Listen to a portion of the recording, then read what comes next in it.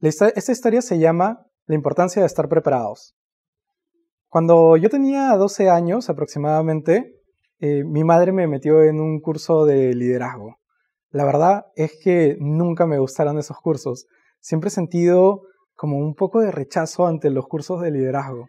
Sin embargo, he de admitir ahora que estos cursos me han servido un montón. De hecho, han sido cruciales para mi vida. Cuando tenía 12 años, me entré a este curso, tuve un entrenador y cogieron a varios alumnos de mi colegio y empezamos a desarrollar algunas actividades especialmente para este grupo de líderes. Por ejemplo, viajábamos para hacer labor social, aprendíamos cómo era vivir en lugares extremos, acampábamos, teníamos casi una metodología de Boy Scouts. Y una de las cosas que me acuerdo bastante que aprendí fue a cómo reaccionar en momentos de emergencias. Esa era una de las lecciones que siempre nos dijeron y nos iba a servir muchísimo. Entonces nos decían cosas como, debes tener la mente fría, tienes que siempre estar preparado para todas las cosas que vengan, y si vas a ser un líder y vas a tratar de ayudar a la gente en momentos de mayor crisis, siempre tienes tú que pararte adelante, analizar la situación y actuar dependiendo de ese diagnóstico. Aparte de eso, nos enseñaron mucho lo que eran primeros auxilios, cómo atender a nuestros amigos si es que tenían algún tipo de emergencia o accidente. Entonces, siempre nos mentalizaron con esta ideología de reaccionar bien ante los problemas y estar preparados para ello. Y evidentemente a mis 12 años lo que yo pensaba era, esto nunca me va a servir, ¿yo para qué voy a saber esto? Y la verdad es que siempre lo desprestigié bastante. No fue hasta varios años después que eso ayudó a salvar la vida de mi papá. Una Navidad en el año 2007, estaba ya terminando los últimos cursos de mi escolaridad. Y recuerdo claramente que estábamos en una cena familiar en Navidad con mi papá, con mis abuelos, con su familia. Y mi papá me había dicho, oye, ¿tú crees que me puedas acompañar a la oficina para dejar la alarma? Porque como estuvimos todo con las compras navideñas y esto, no me dio tiempo a poder poner la alarma de seguridad en la oficina. Y yo dije, bueno, claro, ¿por qué no? Y justo como mi ex enamorada del colegio de esa época vivía por ahí, entonces le dije, llévame ahí y luego me dejas en la casa de mi enamorada y yo voy a pasar ahí las 12 y luego regreso y todo lo demás. Y mi papá me dijo, claro, no hay problema. Entonces nos subimos en el carro mi papá, yo, y bueno, también nos acompañó mi abuelo, ahora que recuerdo. Esto fue una pequeña caravana. Mi papá estaba adelante manejando, mi abuelo estaba a su costado y yo estaba en la parte de atrás escribiéndome con mi ex de esa época, ¿no?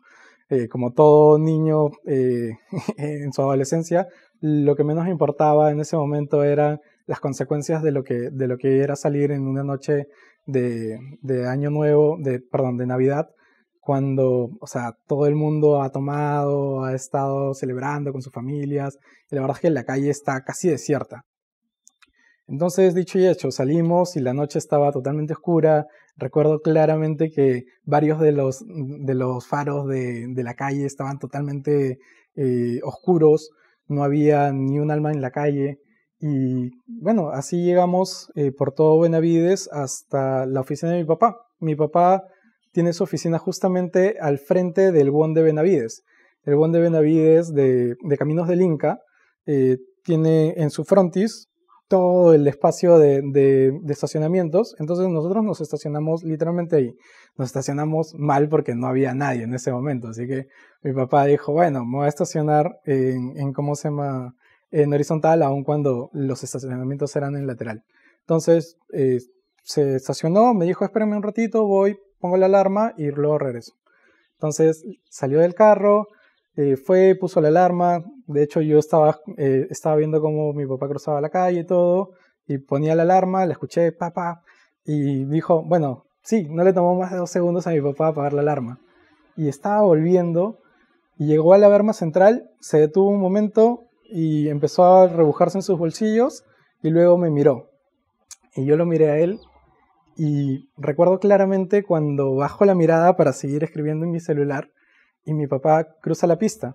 Y en este cruzar la pista escuchamos un ruido estridente, un shiu, ¡puf! Y es en ese momento que alzo la vista y como si estuviese en otra realidad, en un sueño, mi padre estaba volando por los cielos, varios metros más allá, y cayendo y rebotando, y en un momento mi cerebro se congeló y yo pensé que no era mi padre, pensé que era un maniquí que alguien había tirado desde un camión en movimiento o algo por el estilo.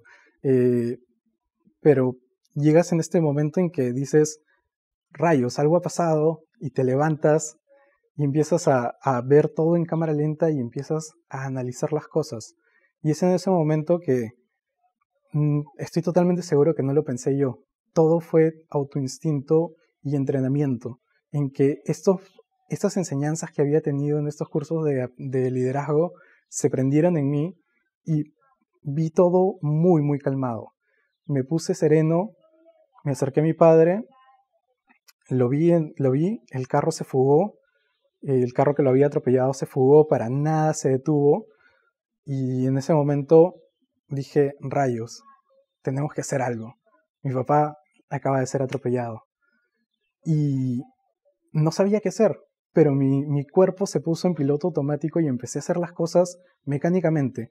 Lo primero que hice fue ver que estaba bien, traté de no moverlo, pero le puse mi polo, me saqué el polo, estaba en la noche sin polo, como loco, lo puse en un cojín y se lo puse en la cabeza de mi papá para que su cabeza no estuviera flotando en el aire. Se la puse ahí y como almohada, y empecé a buscar sus papeles que se habían desperdigado por todos lados, porque eso es justamente lo que había sacado de su bolsillo cuando antes de estar cruzando había dejado sus papeles y todo la alarma de la oficina y todo en el bolsillo. Se lo puso y empecé a recoger todas estas cosas, las cosas importantes, el DNI, la billetera, el celular, y empecé a llamar a todo el mundo y empecé a pedir auxilio por varias partes. Por ahí justamente había un grifo y por suerte habían personas ahí que sí vieron el accidente. Los llamé, pedí que por favor llamaran al serenazgo y esto. Y en ese momento me acordé cuál era el número de bomberos, que es el 116. Por favor, grábenselo bien porque es un número súper importante para cualquier emergencia. De hecho, antes de llamar a la policía, antes de llamar a alguna clínica o algún hospital, los bomberos 116 ellos siempre van a reaccionar mucho antes y siempre están preparados para cualquier cosa. Y la gente se empezó a amontonar por todos lados y todo el mundo me decía, oye, mueve a tu papá, ponlo más allá, ponlo más allá. Y yo le dije a todo el mundo, una persona de 16 años diciéndole a todo el mundo en una voz súper autoritaria, no muevan a mi papá, déjenlo ahí. Fue muy, muy extraño. De hecho, la gente me veía sin polo, sudando y no sé, ¿qué habrán pensado? Parecía un poco loco, pero en ese momento estaba muy, muy frío y todos mis movimientos eran muy calculados. Algo que resonaba mucho en mí en estas enseñanzas de primeros auxilios era nunca muevas después de un accidente muy fuerte a una persona, puesto que puede haber quedado mal y un médico o un paramédico necesita chequear si es que no tiene una vértebra rota o su cabeza está lesionada o algo por el estilo, y es súper importante no mover a la persona. Eso es algo fundamental que mucha gente, por buenas intenciones, termina haciéndolo y puede perjudicar más a los heridos, a los damnificados en ese momento. Entonces, de hecho, mi papá se despertó en un momento y me dijo, necesito levantarme. Y yo le dije, no, tranquilo papá, quédate ahí, te acaban de atropellar. Le conté calmadamente la situación, qué es lo que había pasado, y me dijo, pero es que necesito levantarme porque me estoy orinando. Y le dije, papá, si tienes que orinarte, orínate, no me interesa, pero no te levantes. Y eso fue algo que resonó súper en mí, y mi papá estaba tan asustado y yo le hablé en una voz tan autoritaria que me hizo caso en ese momento. Y cuando llegó los bomberos, me dijeron qué ha pasado. Les conté, mi papá ha tenido un choque con fuga, acaba de volar 3 metros y ha rebotado 2 en el asfalto. No se ha movido, parece que perdió el conocimiento por lo menos por unos 3 minutos y luego se despertó. Y desde que se despertó está teniendo esta sensación de querer ir al baño. Y me dijeron, pero no se ha movido, y les dije, no, no se ha movido. Y en ese momento toda la gente que estaba a mi alrededor me felicitó por no haber movido a mi padre, porque todo el mundo me había pedido que lo mueva, que lo ponga más cómodo, que lo pusiéramos de otra manera para que estuviera recostado de una forma mejor. Y yo les dije, para nada, no lo muevan ni siquiera. Cortaron los pantalones de mi papá para poder revisarlo bien, para quitarle algunas cosas. Lo pusieron en la camilla, le pusieron un collarín y nos fuimos los dos en la ambulancia. Para eso mi abuelo ya había recobrado la noción de qué es lo que estaba pasando, y también a él muy autoritariamente me acerqué y le dije, abuelo, tranquilo, mi papá acaba de tener un accidente y acá está la ambulancia, tranquilo, quédate en el auto, va a venir alguien a recogerte, no te preocupes. Entonces subí con mi padre en la ambulancia y en ese momento me dijo el bombero, eh, tienes que llamar a tu familia porque eres menor de edad, ¿verdad? Y yo le dije, sí, soy menor de edad. Y me dijo, necesita tu papá entrar a quirófano en este momento y necesita entrar con una persona que pueda decidir su estado. Si no eres mayor de edad, no puedes hacerlo tú. Entonces, muy calmadamente cogí el celular y llamé a mi casa donde todo el mundo seguía cenando y les dije, me contestó mi abuela, fue terrible porque de hecho tuve que pedirle, le dije no, no te preocupes, no ha pasado nada, le mentí, aunque en ese momento todo el mundo después me echó la culpa de haberle mentido. Sabía de que si en ese momento no lograba hablar con una persona indicada para que nos vaya a esperar en el hospital, que por suerte quedaba a 3 cuadras de mi casa, mi papá no iba a tener la atención inmediata que necesitaba. Entonces, mentí a todo el mundo diciéndole que todo estaba bien, hasta que me encontraron con la persona que necesitaba hablar, que era mi primo, que también ha estado cerca de varios accidentes automovilísticos.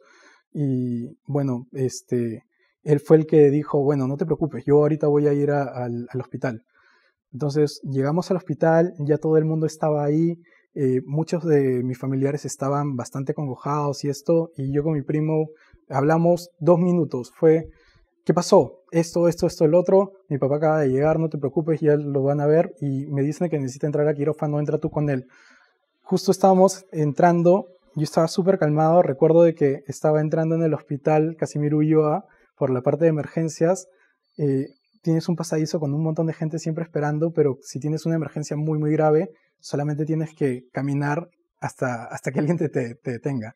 Entonces caminamos todos, entramos con la camilla, y justo al voltear en la parte de urgencias, en la parte de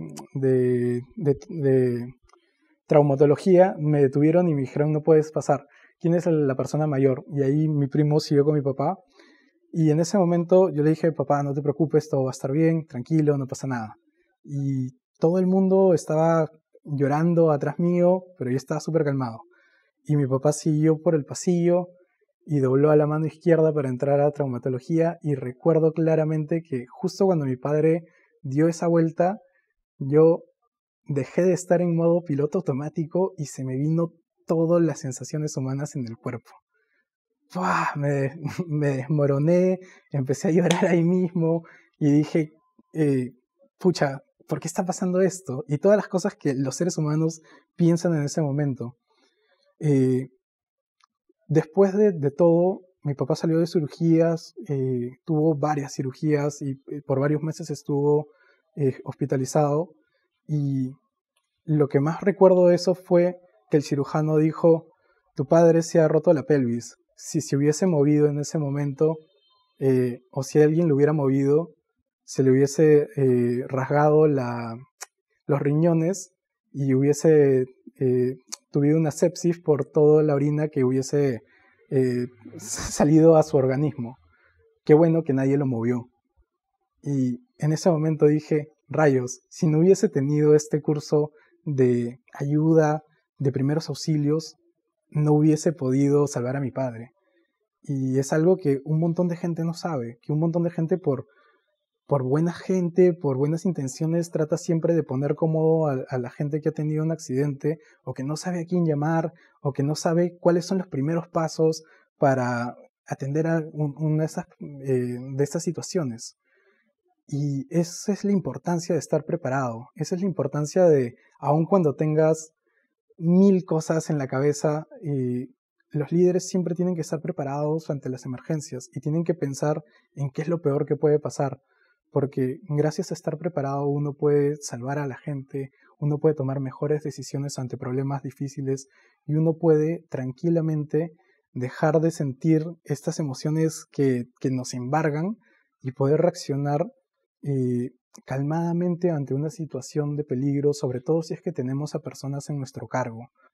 Eso es ser un líder y esa es la importancia, estar preparados.